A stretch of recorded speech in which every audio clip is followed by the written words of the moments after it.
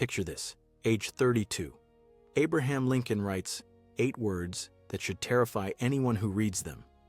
I am now the most miserable man living, not struggling, not sad, the most miserable man living. And here's what gets me. This is the guy who's about to save the Union and free millions of enslaved people, the Great Emancipator. But his friends had to hide the razors, remove the knives, watch him constantly because they genuinely feared he'd end his own life.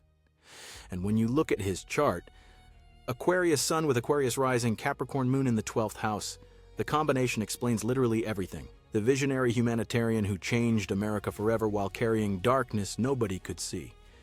But there's a placement that predicted exactly how he'd handle crisis, and a transit happening the exact day he was taken out that makes you wonder if he knew his time was limited all along. If you're obsessed with understanding how the cosmos shaped history's most complex leaders, hit subscribe and listen. I need to know your take on this. Would you want Lincoln's Aquarius revolutionary vision knowing it comes with that Capricorn moon burden of melancholy? Drop your honest opinion in the comments. So, Abraham Lincoln, born February 12, 1809, around 6:54 a.m. in Hodgenville, Kentucky.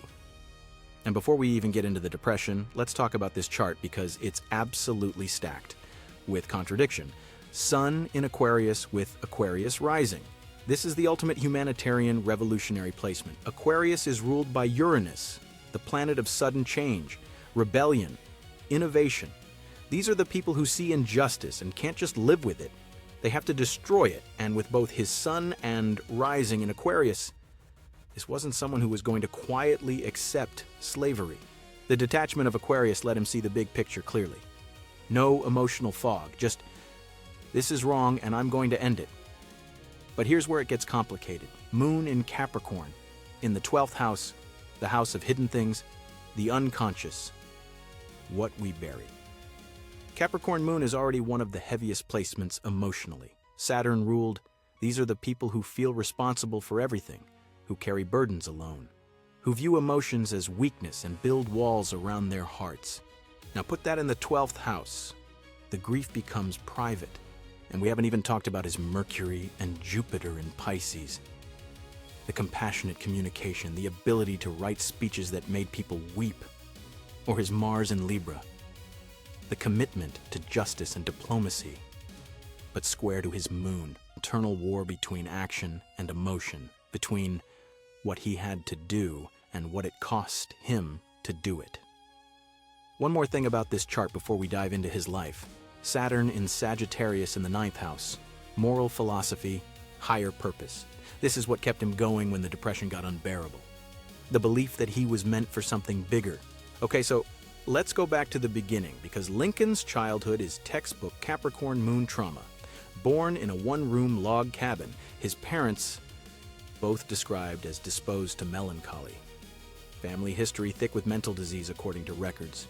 This isn't just bad luck, this is genetic predisposition to depression that his Capricorn Moon is going to soak up like a sponge. Mother Nancy died when he was 9. Epidemic swept through. Along with his mother were his aunt and uncle. His baby brother Thomas died in infancy. His sister Sarah died in childbirth at 19. By the time Lincoln's a young man, death has surrounded him. And that Capricorn Moon in the 12th house, it's internalizing all of this, creating the foundation for lifelong melancholy. His father beat him, opposed his education, wanted him doing manual labor on the frontier, but here comes that Aquarius rebellion.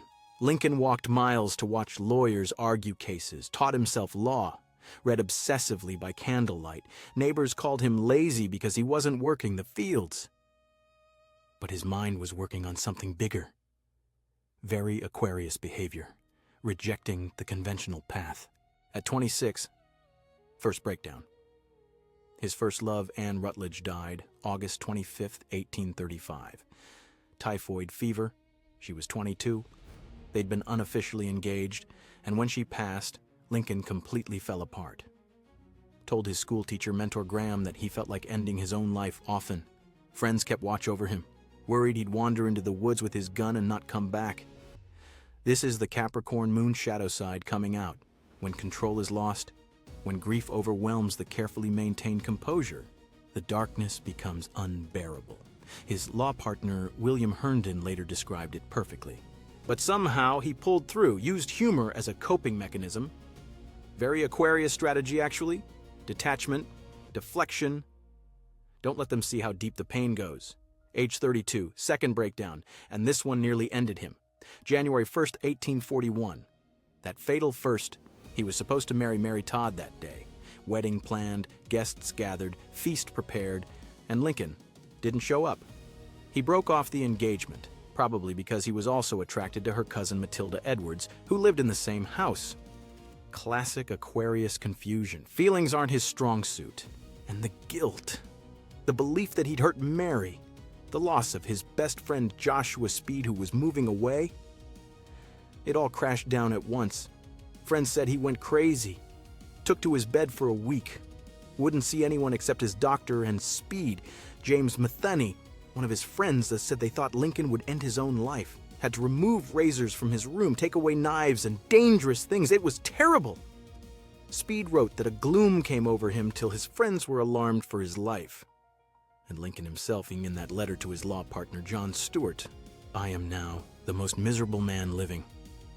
If what I feel were equally distributed to the whole human family, there would not be one cheerful face on earth." But here's what's fascinating. Even in his despair, Lincoln told Speed something that reveals his Aquarius purpose. "I would be more than willing to die, but I have an irrepressible desire to live till I can be assured that the world is a little better for my having lived in it." The humanitarian vision keeping him alive. The Aquarius need to contribute to collective progress even in his darkest moment. He's thinking about his legacy. So Lincoln recovers, marries Mary Todd in November 1842, later said about his own wedding, "Nothing new here except my marrying, which to me is a matter of profound wonder." Not exactly a romantic statement, but very Capricorn Moon. Practical, reserved, slightly detached from his own emotions. The marriage was rocky.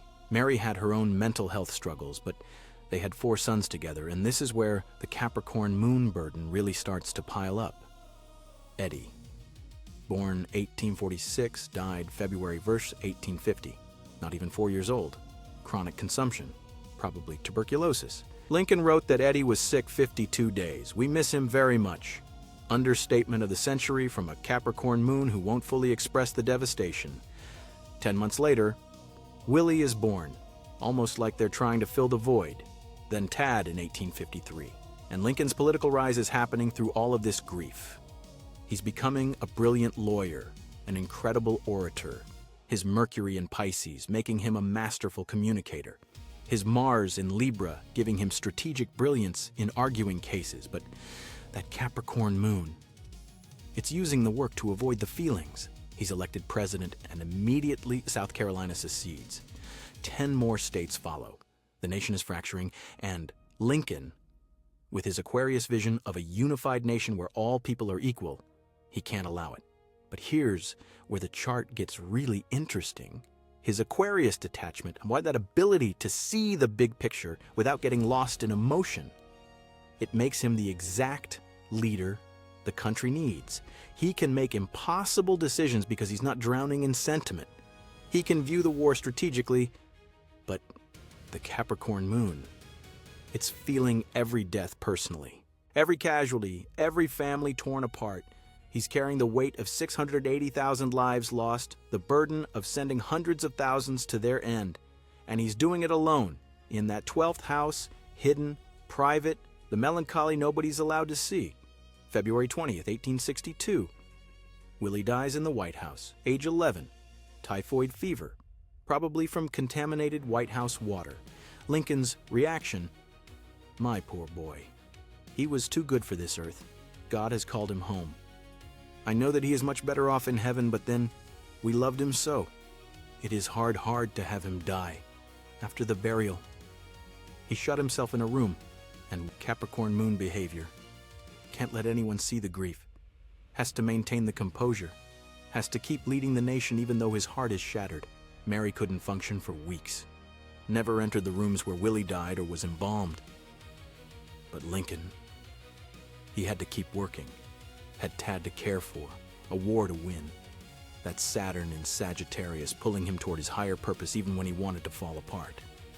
And somehow, the depression made him better at his job, the empathy for human suffering. January 1st, 1863, Emancipation Proclamation, the ultimate expression of Aquarius revolutionary humanitarian values. Issued during a Saturn transit, adding weight and permanence, this is his life's work. The reason he survived all those breakdowns. To free millions of enslaved people, to fundamentally transform America, and his writing, those speeches, the Gettysburg Address, 77 years ago. Mercury in Pisces giving him that poetic, emotional language that moves people. The second inaugural, with malice toward none, with charity for all. Aquarius vision of universal equality. But there's something else happening. Lincoln believed in predestination, very Aquarius way of dealing with destiny. He felt he was fated for greatness and early death. He granted pardons regularly, that Pisces compassion, but also ruthlessly pursued the war. Capricorn duty overriding emotion.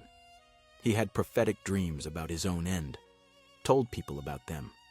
Mars in Libra, square to his moon, creating this internal tension. The person who wanted peace, having to wage the bloodiest war in American history. April 9th, 1865. Lee surrenders. The war is over. Lincoln has done it. 5 days later, April 14th, 1865, Ford's Theater. He's watching a play with Mary, holding her hand. 10:15 p.m., John Wilkes Booth walks into the presidential box, one shot to the back of the head. Lincoln never regained consciousness. He passed the next morning, age 56. And here's what absolutely destroys me about the timing. Lincoln had just achieved his life's purpose, the thing that kept him alive through all those years of depression. The Aquarius revolutionary goal of transforming society. The Capricorn duty to serve something bigger than himself. It's like his chart knew. His legacy is impossible to overstate. He changed America forever, proved that democracy could survive its greatest test, freed millions of people from bondage, created a template for how a leader handles impossible crisis with empathy and resolve. But the astrological truth is, he did it all while carrying darkness most people can't imagine. The Capricorn Moon in the 12th house, the hidden depression, the private melancholy, the burden of responsibility that never lifted. His Aquarius Sun and Rising gave him the vision to see what America could become, the detachment to make brutal decisions without being destroyed by them, the revolutionary spirit to overturn centuries of injustice. His Capricorn Moon gave him the endurance to bear suffering alone, the discipline to keep working through grief, the weight of duty that pushed him forward even when he wanted to stop. And here's the final astrological insight that ties everything together.